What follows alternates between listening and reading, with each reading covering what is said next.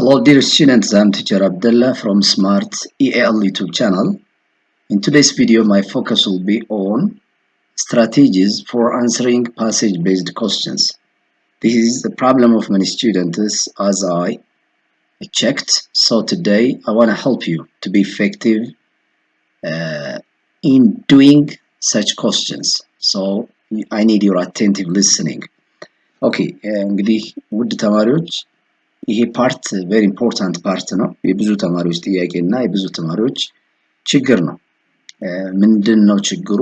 ማለት ፓሴጅ ቤዝድ ኮስችኖች አሉ ሚኒስትሪም ላይ የሚመጡ ከዚያም ውጭ ደግሞ in every unit of each textbook ማለት from grade even 3 ጀምሮ 4 ጀምሮ እስከ 12 ድረስ ፓሴጆች አሉ የሚቀርቡ under the passage there will be some comprehension questions አሉ ከፓሴጁ ቀጥሎ የመረዳት ጥያቄዎች ተብለው የሚቀርቡ አሉ እና ብዙ ተማሪ ሪዲንግ ሃቢቱ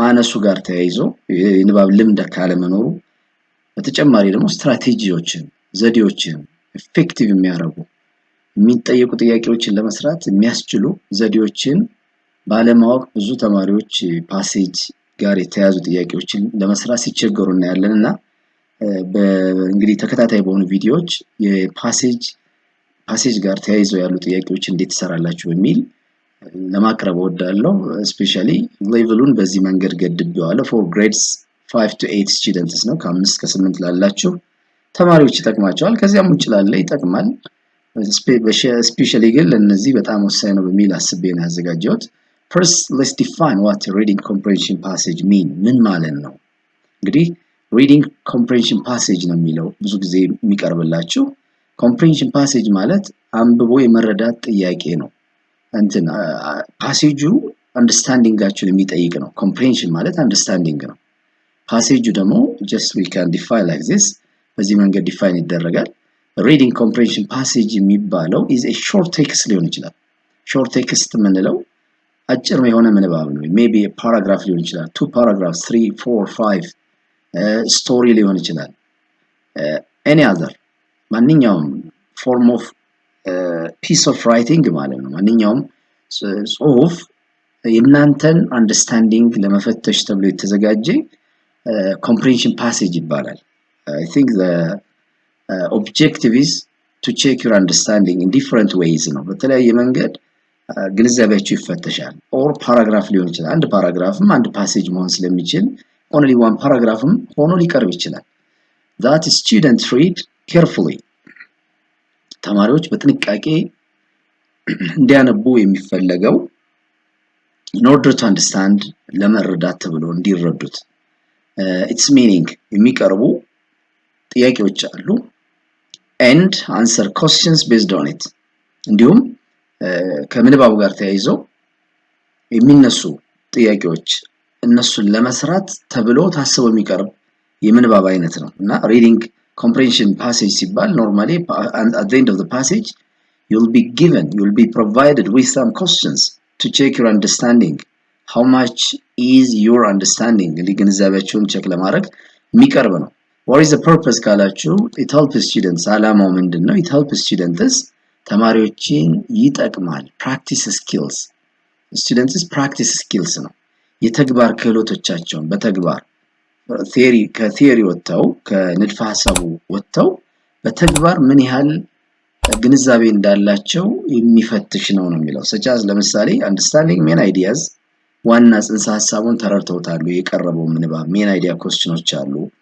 finding specific information አለ ደግሞ specific ማለት ደግሞ ዝርዝር ጉዳዮች in detail ያንዳንዷን የምንባብ ሐሳብ በዝርዝር ተረድተውታል ተብሎ የሚጠይቃል specific information learning vocabulary from context ደግሞ ቃላትን ያስተምራቸዋል from the text contextን based on አርጋችሁ unfamiliar words ይሰጣሉ አዳዲስ ቃላት እነሱ መሰረት አርጋችሁ ደግሞ you learn vocabulary through context ነው ገስት አረጋላችሁ ሌላው making inferences ነው ደግሞ inference ደግሞ beyond the text ይላችሁ between the lines ከምንባቡ ወጣ ብላችሁ መረዳት directly stated የሆነውን ሳይሆን በቀጥታ የተቀመጠውን ሳይሆን indirectly stated የሆነውን በቀጥታ ያልተቀመጠውን ሐሳብ ከክሎች ፍንጮችን መሰረት አድርጋችሁ መረዳትን የምትችሉበትን የሚያለማምድ ነው። The last and thinking critically about what they read ስለሚያነቡት ነገር thinking critically ማለት በጣም ዲፕሊ በጥልቅ የመገንዘብ በጥልቅ የማሰብ ሂደትን እንድታጎለብቱ ታስቦ የሚቀርብ የጥያቄ አይነት ነው። ፓሴጅ ኮምፕሬንሽን ፓሴጅ የሚባለው አንብቦ የመረዳት ምንባብ ተብለው የሚቀርቡ አሉ ማለት። ስለዚህ today we will look at some questions that are frequently appeared and at the end of each passage ማለት ነው። ከፓሴጅ ቀጥሎ ፓሴጁ ከቀረበ በኋላ የሚቀርቡ የጥያቄ አይነቶችን ከቴክኒካቸው ጋር አንድ ባንድ ለማየት እንሞክራለን ማለት ነው። the first one common types of questions ነው።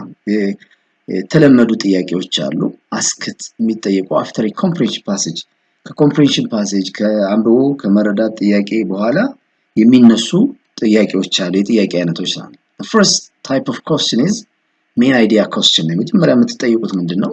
main idea question የሚባለው what do you understand about the passage? What is the theme of the passage? የምንባቡ ጭብጡ ምንድነው? ዋና ሐሳቡ ምንድነው? መልእክቱ ምንድነው? ስለምንድነው የሚያወራው? የሚሉ ኢሹዎች ይነሳሉ። in this case what do you do? አሁን ሜን አይዲያውን ለማግኘት ቴክኒካል መሆን አለባችሁና we use what? use skimming ቴክኒክ ነው የምትጠቀሙት። ስኪም ማለት ምን መሰላችሁ? it is defined like this a question that asks ይሄ ሜን አይዲያ question ነው። ሜን አይዲያ መጀመሪያ ሜን አይዲያ question የሚባለውን ዲፋይን እናደርግ። question that asks about ጥያቄ ነው የሚጠይቅ እናንተን the central point ዋና መልእክቱን or overall message of the passage በቃ አጠቃላይ ምንባቡ ስለምን ጥቅል መልእክቱ ምንድነው የሚል ጽንሰ ሐሳብ ነው። ይሄ ሜን አይዲያ questions የምንለው it focuses on what the passage is mostly about በቃ በአብዛኛው ፓሴጁ ዲቴል ፓርት ይኖረዋል ዝርዝር ጉዳይ ግን ዋና ሐሳቡ ምንድነው ጥቅል መልእክቱ ምንድነው የሚል ጽንሰ ሐሳብ ነው የሚያወራቸው። ለምሳሌ እንደዚህ አይነት ጥያቄዎች ይነሳሉ። what is the main idea of the passage? የፓሴጁ ዋና መልእክት ምንድነው? what is the passage mainly about? በዋነኝነት ፓሴጁ ብዙ መልእክቶች ይኖሩታል በውስጡና ግን በዋነኝነት የሚያጠነጥነው ምን ላይ ነው የሚል ጽንሰ ሐሳብ ሲነሳ the technique that you should use it skimming technique ነው የምትጠቀሙት። skimming ማለት it can be defined like this በዚህ መንገድ ዲፋይን ይደረግላችኋል። what is skimming? skimming means reading quickly ነው በፍጥነት ማንበብን የሚመለከት ነው። to understand the main idea ዋና መልእክቱን ለማግኘት ፈጠን ብለን የምናነብበት ሂደት ነው skimming ማለት not every detail ነው እያንዳንዷን ዝርዝር ጉዳይ ሳይሆን ማለት ነው። በፍጥነት ነው የምናነበው የሆኑን ፓርቶች ነው የምንዳስሰው ምን ፓርት እንዳስሳለን የሚለው እናያለን። ለምሳሌ think what is the text mostly about ነው በቃ ቴክስቱ በይበልጥ ስለምንድን ነው የሚያወራው የሚል ጽንሰ ሐሳብ ሲኖር skimming ቴክኒክ ልትጠቀሙ ነው። skimming ማለት በፍጥነት ማንበብ ነው። ዋና መልእክቱን ለማግኘት ፈጠን ብዬ ማንበብ ነው። ዲቴል ሁሉም እያንዳንዷን ፓርት ላይን ባይ ላይን ወርድ ባይ ወርድ አላይም ማለት ነው። ስለዚህ ምን ፓርት ላይ ከተባለ ይሄን ቴክኒክ ትጠቀማላችሁ skimming techniques። አሁን ስኪም for general information ነው ጥቅል መረጃ ለማግኘት ነው። እሱን ለማግኘት ምን አይነት ቴክኒክ ትጠቀማላችሁ? the first technique read the title if the title is given።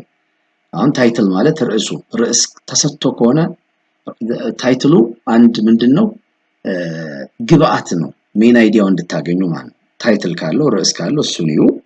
second read the first and last paragraph ታነባላችሁ። አሁን ፓሴጅ if the main idea is about the whole passage አሁን ፓሴጁ group of paragraphs ነው ብዙ ጊዜ የፓራግራፎች ስብስብ ነው። 5 ፓራግራፍ አለው ብንል ፓሴጁ ስለምንድን ነው የሚያወራው ብትባሉ ምንድነው የምታደርጉት? first and last paragraphን ነው የምታነቡት። የመጀመሪያው ፓራግራፍ is known as introductory paragraph ይባላል። መንደርደሪያ ነው what comes next። ፓሴጁ ስለምን እንደሚያወራ የመጀመሪያው ፓራግራፍ እንትን ነው ጥቅል ሐሳብ ይሰጣቸዋልና first paragraphን ማንበብ then last paragraph concluding ይባላል ደግሞ ይሄ ማጠቃለያ ፓራግራፍ ነው። ለምሳሌ 7 ፓራግራፍ ቢኖረው አንደኛውና 7ኛው ፓራግራፍ ካነበባችሁ most of the time you can easily understand what the idea of the passage ትረዳላችሁ ማለት ዋና መልእክቱ ምንድነው የሚል። ይሄ ሁለተኛው ቴክኒክ ነው። The third skimming technique ምንድነው? Read the first sentence of each paragraph. You most of the time do it. ይሄ በብዛት የምትሰሩት ነው በእናንተ ሌቭል ይሄ ይጠበቃል። አሁን ከፍ ያላችሁ ስትሄዱ እንትኖቹ ሜን አይዲያዎች በተለያየ ቦታ ሊቀመጡ ይችላሉ። ግን አሁን በእናንተ ሌቭል the first line of each paragraph ሜን አይዲያ ነው። ቶፒክ ሰንተንስ ይባላል ማለት ነው። የመጀመሪያውን አረፍተ ነገር በእያንዳንዱ ፓራግራፍ ላይ ያለ የመጀመሪያውን አረፍተ ነገር ኦፕኒንግ ሰንተንስ ይባላል ወይንም ቶፒክ ሰንተንስ ይባላል። ቶፒክ ሰንተንስ ማለት ኃይለ ቃሉ ዋና መልእክት that contains the central idea of the paragraph። እሱን ካያችሁ no need of reading the whole parts ማለት ነው። whole parts ማንበብ አይጠበቅም ማለት የመጀመሪያውን አረፍተ ነገር መስመሯን ስታነቡ you easily understand። ሌላው notice repeated words or ideas። ማየት ደግሞ repeated words ካሉ ተደጋጋሚ የምታገኟቸው ቃላት ወይም ሐሳቡ የሚደጋገም ከሆነ I think that idea or that word gives us what a clue about the main idea ስለሆነ ነው emphasis የተሰጠው ማለት ነው። ትኩረት የተሰጠውና የተደጋገመው ዋና ሐሳብ ነው ሆኖ ነው ማለት ነው። The other part, ignore difficult words. You may face some difficult words. Don't kill your time by just trying to understand just the main idea, the meaning of each difficult word. So what should you do? Simply ignore it. Sometimes there may be such difficult words. Every word is not expected to be known by the students. እንግዲህ ሁሉም ቃል አይታሰብም አይደል? ይታወቃል ተብሎ ስለማይታሰብ ኢግኖር ማለፍ ማለት ነው። ዲፊካልት ወርዶችን ማለፍ በቃ የግድ እንዴት አላወቁትም በሚል እሱ ላይ ቆይታ ማድረግ አይጠበቅም ማለት ያው እንግዲህ የተወሰነ ፓርቱን አንብባችሁ የምትረዱ ከሆነ እያንዳንዱ ቃል ዲፊካልት ወርድ የመጣ ሁሉ ለወቅ አይባልም ማለት። ስለዚህ እነዚህን ቴክኒኮች ስትጠቀማችሁ ምን ማወቅ ትችላላችሁ ማለት ሜን አይዲያ the main idea of the paragraph, the main idea of the passage ማወቅ ይቻላል ማለት። Just I'll give you sample ሰጣችኋለሁ like this sample questions main idea question on it. Just this paragraph will have around 5 lines አለው እንግዲህ 5 መስመሮች አሉት። The question is what is the main idea of the paragraph የሚላችሁ ዋና ሐሳቡ ምንድነው? አሁን ይሄ ዋና ሐሳብ ለማግኘት ምንድነው የተባባልነው? የፓራግራፉን የመጀመሪያ ላይን ማንበብ። አሁን ለምሳሌ መጀመሪያ ላይን ማለት many people think that bats are birds but they are actually mammals ናቸው ይላል። full stop ድረስ እዚህ ይሄ ኮምፓውንድ ሰንተንስ ነው። በሁለት አረፍተ ነገር የተዋቀረ አንድ እንትን ነው ቶፒክ ሰንተንስ ነው። ስለዚህ ከዚህ ላይ ምንድነው የምትረዱት?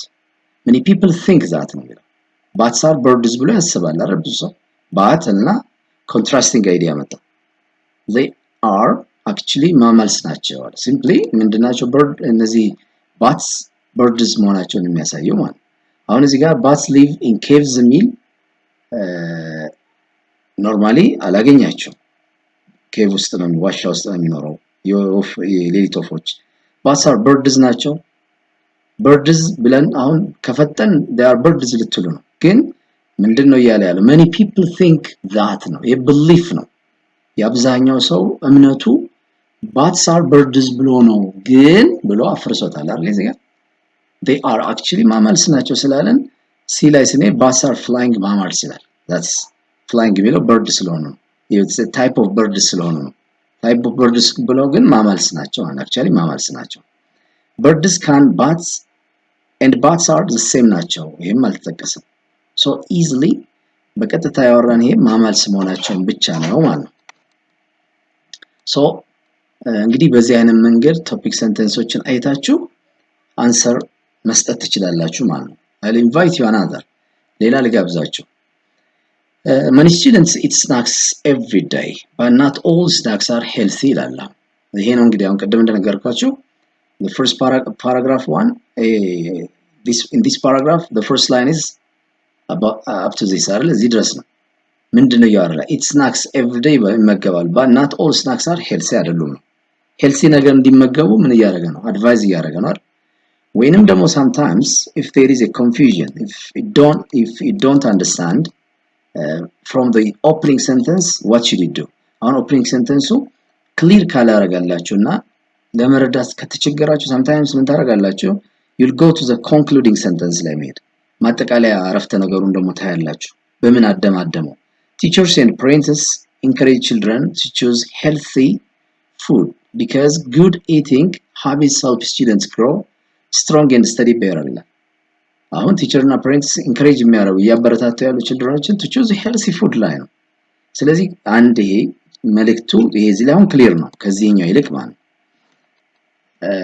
እንዲሁም you are given a title healthy eating በሚል ተሰጥቷል ስለ ጤናማ ስለሆኑ ምግቦች ነው ያወራ ያለው ማለት ስለዚህ በቀጥታው ሌሎቹን ውስጥ ላይ ያሉትን ዲቴይልድ ኢንፎርሜሽን ሳታነቡ ምን ትረዳላችሁ አሁን ሜን አይዲያ question what is the main idea of the paragraph ተብሎ ይቀርባል eating healthy food helps students stay active and learn better eating snacks at school affects students in different ways eating too much candy may reduce students classroom energy eating habits are influenced by teachers and parents ይላል from this what do you understand አሁን በቀጥታ ስለ healthy food እያወራ ያለው ኤ ነው ማለት ነው eating healthy food helps students stay active and learn better ያገለግላቸዋል የሚል በዚህ መንገድ ትረዳላችሁ another example let's read the first line of the given paragraph reading books is a useful habit for learners of all ages ነው የሚለው አሁን ይሄ reading books ብሎ ግን reading books useful መሆኑና useful habit ነው habit ከማለት ደግሞ ምንድነው that can be done frequently ነው ተደጋግሞ የሚፈጸመው learners of all ages ነው በሁሉም እድሜ ላይ ላሉ ጠቃሚ መሆኑን ነው ያሳየን በቃ አሁን ይሄን መሰረት አድርገን ወደ ቀጣይ question ብንሄድ main idea question what is the main idea of the paragraph ይላችኋል look reading for a short time daily main idea አይደለም detailed ነው reading different kinds of books help students gain information መረጃ ያገኛሉ that's ያገኛሉ ግን detailed ነው reading books regularly improves students learning abilities that's okay learning ability ያሻሽላል ይሄ reading books regularly የሚለው ከhabit ጋር ይያዛል that can be an answer ይሄ መልስ መሆን ይችላል reading story books and textbooks serves different purposes ይሄ detailed ነው አሁን ዝርዝር ጉዳዩን ስናይ ውስጥ ላይ ብዙ ተወርቷል አይደል ብታዩት books improve vocabulary ያሻሽላል ለምሳሌ help students learn new ideas ያስተምራል ዝርዝር ጉዳይ ነው and develop imagination some students read story books ያነባሉ for fun ለመደሰት while others read science or history books for information ያነባሉ even reading for only 20 minutes a day can improve language skills ያሻሽላል እኛም specific ናቸው detailed ናቸው but the main idea is already given in the first line በቃ main idea reading book very important one for all ages ነው በቃ ለሁሉም ኤጅ ላይ ላሉ ንባብ በጣም ጠቃሚ መሆኑን ስለሚያሳይ ጠቃሚ መሆኑን የሚያሳየው reading books regularly improves students learning abilities ነው ይሄ ደግሞ regularly የሚለው habit መሆኑን ያሳያል ማለት daily የሚፈጸም the other paragraph ደግሞ ሌላ ብናይ playing sports የሚል ነው let's check the first line sports are important for both physical and mental health that is በቃ አሁን ስፖርት advantage እንዳለው ያሳያል ለምን ስንል physical and mental health ነው ያምሮም ሆነ አካላዊ ጤንነትን ያመጣል ነው activities such as ብሎ አሁን ዲቴል ነው ምን አይነት activity basketball football running makes the body strong and helps students work as a team እያለ የሚቀጥለው ዲቴል ነው እቺ መሰረት አድርገን main idea question ብናይ playing sports regularly can reduce stress and build confidence ይላል ይሄ ዝርዝር ጉዳይ ነው one of the importances ነው one of the advantages ነው ከጥቅሞቹ መካከል አንዱ ነው playing team sports teaches students cooperation and teamwork ይሄም another advantage ነው playing sports supports students physical and mental health that's the main idea ያም main idea እዚህ ላይ ተቀምጧል support ያደርጋል physically mentally that's playing games at school encourages students to stay active in Eagle A, B and D they are what supporting details ናቸው that supports the main idea on የሚያጠናክሩ ናቸው strengthen የሚያደርጉ ናቸው እንጂ ኪ አይደሉም እኛ ዋናው ዓላማችን ኪ ነገር መፈለግ ነው ማለት ነው ስለዚህ ይሄ የመጀመሪያው ፓርት ነው የመጀመሪያው ፓርት main idea question ነው ኦኬ ሁለተኛው ፓርት detail questions ነው የምትጠይቁት ዝርዝር ጉዳዮችን ፈልጋችሁ እንድታገኙ ማለት ነው አሁን main idea አይደለም ቲሙን አይደለም ጭብጡን ዋና መልእክቱን ሳይሆን እያንዳንዷን ፓርት ምን ያህል እንዳነበባችኋት ለማወቅ detailed question ይጠይቃል። So in this case what do? Just you use scanning technique ነው የምትጠቀሙት። ስካን ነው የምታደርጉት። ስካን ያሰሳ ንባብ የሚባለው በአማርኛ where is the answer ብላችሁ መልሱ የት ነው ብላችሁ በአይናችሁ የምትቃኙበት ነው። እንግዲህ ይሄ specific question detail question የሚባለው ካስፈልጋችሁ definition ነው a question that asks about specific information ነው። ዝርዝር መረጃዎችን እንድትመልሱ የሚጠየቅበት መንገድ ነው። clearly stated in the passage ነው። where is the answer ብትባሉ first line ላይ ነው in the third line ላይ ነው at the end ላይ ነው ብላችሁ ፈልጋችሁ የምታገኙ ነው። it checks how well the reader remembers ነው። ምን ያህል ነው አንባቢው የሚያስታውሰው or finds exact facts or events ያንዳንዷ ትክክለኛ መረጃ እንዴት ማውጣት እንደሚችል ለማሳየት ነው ይሄ የሚመጣው።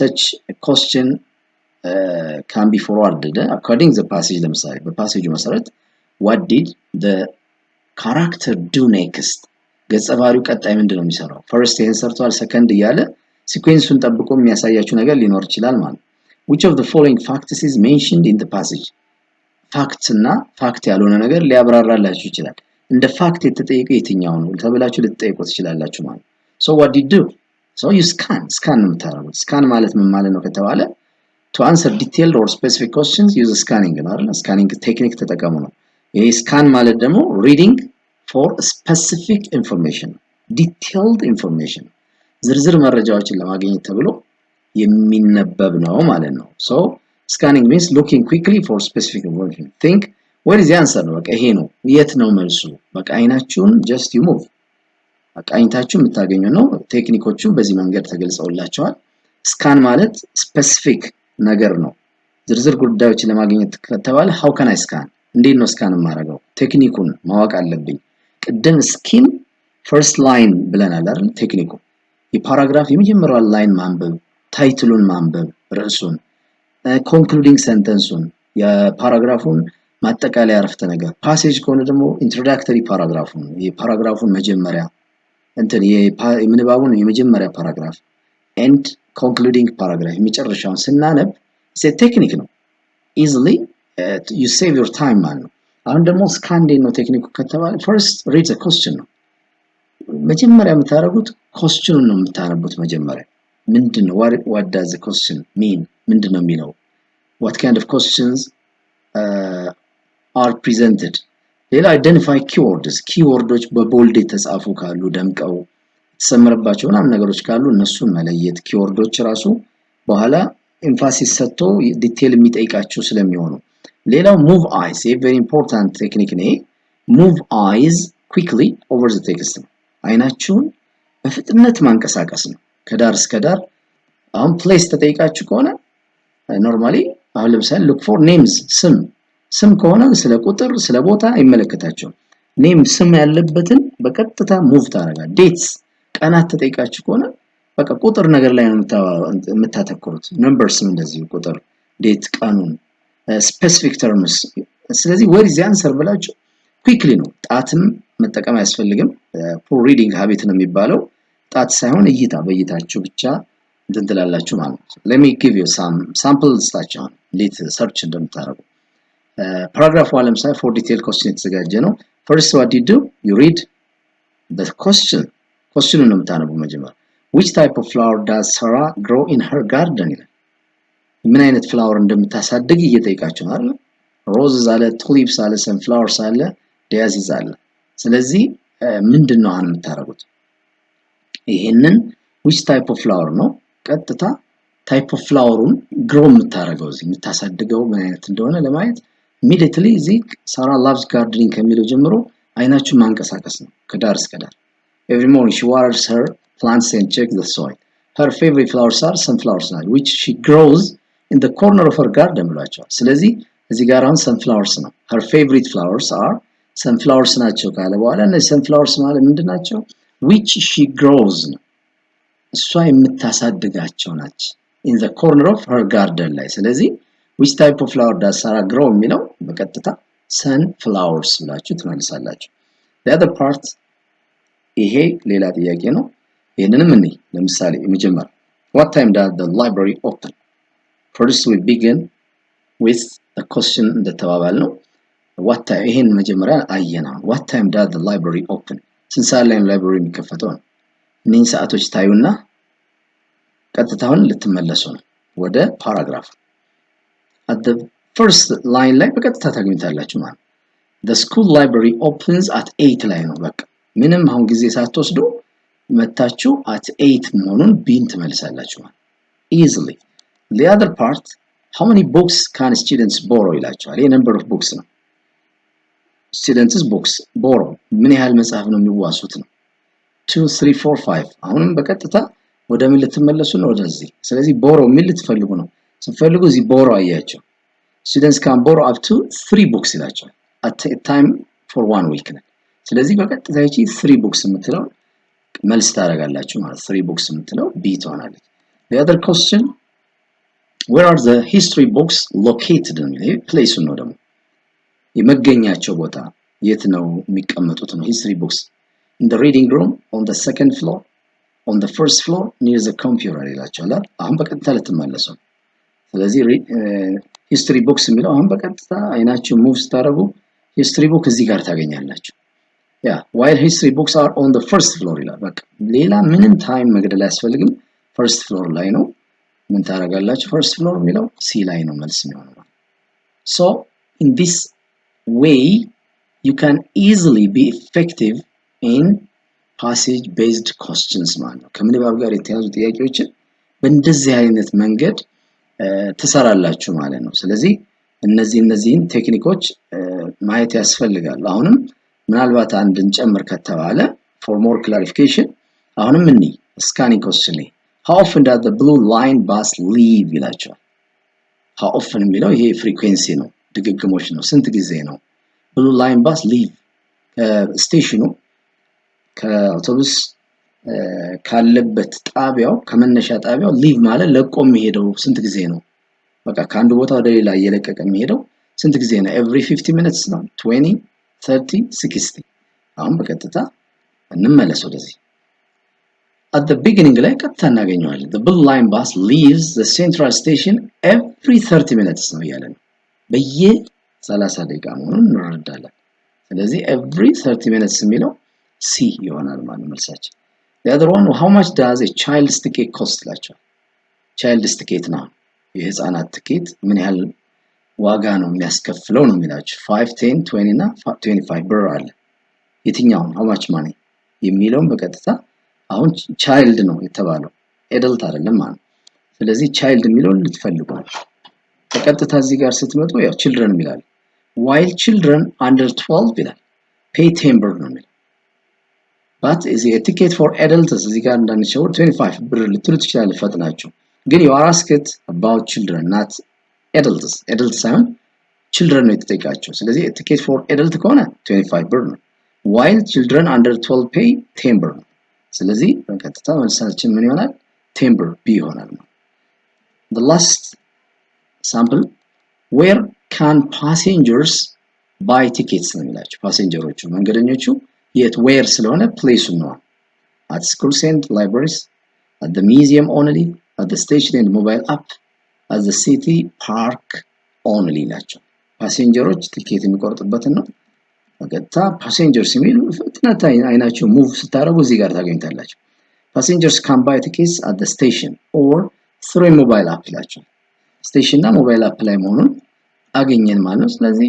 በቀጥታ ሲ ላይ ስንመጣ the station and mobile app ይሆናል so these are some techniques እንግዲህ አሁን ሜን አይዲያ questionን አየን ሌላው ደግሞ detailed question አየን ወይም specific information እንዴት እንደሚገኝ አይተናል ማለት ነው general informationን ለማግኘት ሜን አይዲያ ስኪም እናድርጋለን ስኪም ማለት እንዴት ነው የምናደርገው የታይትል ካለው ርዕስ ካለው እናነባለን ብለናል እንዲሁም first line እናነባለን last concluding sentence እናነባለን passage ከተጠየቀ ደግሞ የfirst introductory paragraphና concluding paragraphን ታነባላችሁ በዚህ መንገድ ስኪም እናደርጋለን ተባብለናል እነዚህን ቴክኒኮች መሰረት አድርጋችሁ እንድታነቡ ነው ሌላው ስካን ነው ሁለተኛው specific information ስትጠይቁ ዝርዝር መረጃ በመጠየቁ ሰዓት ምንድነው የምታደርጉት ስካን ነው ተባብለናል ስካን ማድረግ ምንድነው እያንዳንዷ መጀመሪያ ጥያቄውና አይና ወደ where is the answer ብለን መፈለግ ነው። ስንፈልግ ግን word for word line to line አናነብም፣ line by line አናነብም። አይናችን ሙቭ አድርገን ፒክ ማድረግ ነው በሚል ነው እንግዲህ ዛሬ ያየነው። these are very important for you። ቀጣዩን ቴክኒክ ደግሞ ሁለተኛው ፓርት ቪዲዮ ላይ አቀርብላችኋለሁ። I hope that it will be helpful for you.